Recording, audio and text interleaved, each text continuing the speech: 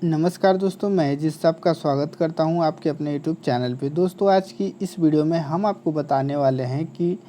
वाहन विक्रय पत्र कैसे क्रिएट करें, यानी दोस्तों व्हीकल एग्रीमेंट कैसे क्रिएट करें। अगर आप कोई सेकेंड हैंड यानी पुरानी गाड़ी को बेच रहे हैं या फिर दोस्तों ख़रीद रहे हैं, तो इस केस में आपको एक एग्रीमेंट क्रिएट करना होता है। उसको आप कैसे क्रिएट करें, कहने का मतलब है दोस्तों कि अगर आप कोई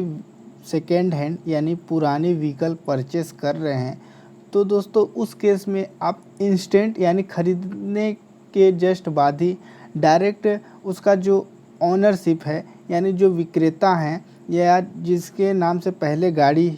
थी और अब आपने परचेस किया, तो डायरेक्ट आप तो उसकी जो ऑनरशिप है उसको ट्रांसफ़र नहीं करवा सकते हैं। तो उस केस में आप एक लीगल एग्रीमेंट कैसे क्रिएट कर सकते हैं कि आप भी सेफ रहें और जो बेचने वाला और जो ख़रीदने वाला दोनों व्यक्ति सेफ रहें। तो दोस्तों इस वीडियो में हम उसी की जानकारी देने वाले हैं कि जो लीगल एग्रीमेंट आप कैसे क्रिएट कर सकते हैं। तो उसके लिए आप इस वीडियो को लास्ट तक जरूर देखें और चैनल पे अगर नए हैं तो चैनल को सब्सक्राइब कर बेल आइकन को दबा दें, जिससे कि हमारे चैनल पे जो भी नई अपडेट आए वो सबसे पहले आपको मिले। तो चलिए वीडियो को शुरू करते हैं। तो दोस्तों व्हीकल एग्रीमेंट यानी वाहन विक्रय पत्र के लिए सबसे पहले आपको नाम विक्रेता यानी जो सेलर हैं उनकी डिटेल सबसे पहले फर्स्ट पार्टी यानी प्रथम पक्ष के रूप में आपको क्रिएट करनी है। तो सबसे पहले विक्रेता यानी जो सेलर हैं उनका नाम, उनके फादर का नाम, उनकी एज और residential address, district with state आपको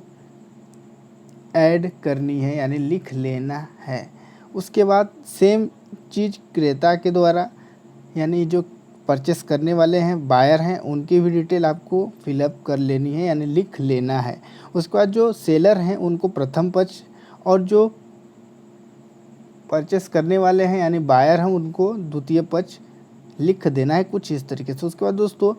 जिस दिन से आप एग्रीमेंट क्रिएट कर रहे हैं उसका डेट इस तरीके से आप लिखें। उसके बाद आपको एक लाइन लिख देनी है कि यह जो एग्रीमेंट है निम्नलिखित शर्तों के बीच निष्पादित या क्रिएट किया जा रहा है। उसके बाद आपको कुछ हेडिंग इस तरीके से लिखना है। सबसे पहले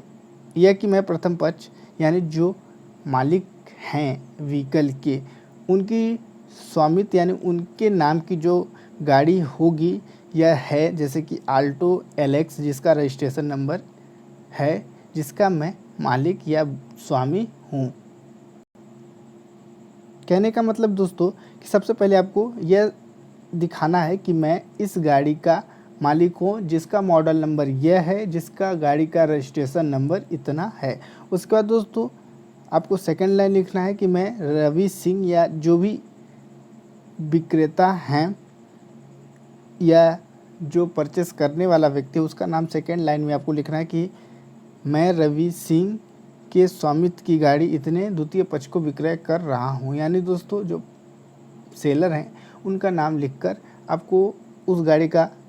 जो मॉडल नंबर है उसको लिखने के बाद सेकंड पक्ष यानी जो परचेस करने वाला है उसका डिटेल आपको लिख देनी है। उसके बाद दोस्तों यह लिख देना है कि जो गाड़ी आप बेच रहे हैं किस दिनांक से सेकंड पार्टी को बेच रहे हैं यानी द्वितीय पक्ष यानी परचेस करने वाले व्यक्ति को सेल कर रहे हैं। उसके बाद दोस्तों 4 जो नंबर होगा टॉपिक उसमें आपको यह लिखना है कि जो मैं अपनी गाड़ी बेच रहा हूँ कितने रुपए में बेच रहा हूँ, उसका जो लेन देन है वो कितना रुपए है। यानी यह कि मैं रवि सिंह यानी जो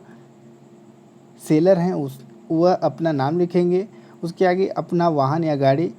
उसके बाद जो परचेस करने वाले व्यक्ति हैं उनका नाम लिखेंगे यानी क्रेता का, उसके बाद कितने रुपए में आप बेच रहे हैं उसकी डिटेल फिलअप कर देनी है, लिख लेना है। उसके बाद 5 नंबर में आपको किस प्रकार से पैसे मिल रहे हैं, नगद, आरटीजीएस, यूपीआई या चेक के द्वारा, आप ये भी लिख दें और कब पैसे प्राप्त कर चुके हैं या दिए हैं वो डिटेल आप अपने हिसाब से लिखें। अगर बेचने वाला व्यक्ति है तो दिए हैं और ख़रीदने वाला व्यक्ति है तो लिए हैं। इस तरीके से आप टॉपिक लिख सकते हैं। उसके बाद दोस्तों एक टॉपिक आप ये भी लिखें कि जो आप गाड़ी बेच रहे हैं, यानी हम दोनों यानी सेलर और बायर दोनों यह सहमति देते हैं कि जो गाड़ी का मॉडल नंबर है, जिसका रजिस्ट्रेशन नंबर इतना है, आज दिनांक यानी जिस दिनांक से आप परचेस कर रहे हैं या फिर सेल कर रहे हैं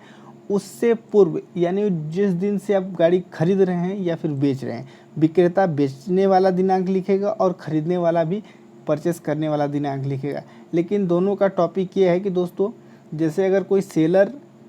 अपने लिए एग्रीमेंट क्रिएट कर रहा है तो वह यह लिखेगा कि उस आज दिनांक यानी आज के दिनांक से जो भी प्रकरण दर्ज होंगे वो विक्रेता की जवाबदारी नहीं होगी। यानी दोस्तों, जो खरीदने वाला व्यक्ति हैगा उसके ऊपर समस्त प्रकार का जो प्रकरण दर्ज होगा। यानी दोस्तों, अगर किसी भी प्रकार का कोई भी प्रकरण, जैसा कि यहाँ पे आप देख सकते हैं कि 10 जून 2021 से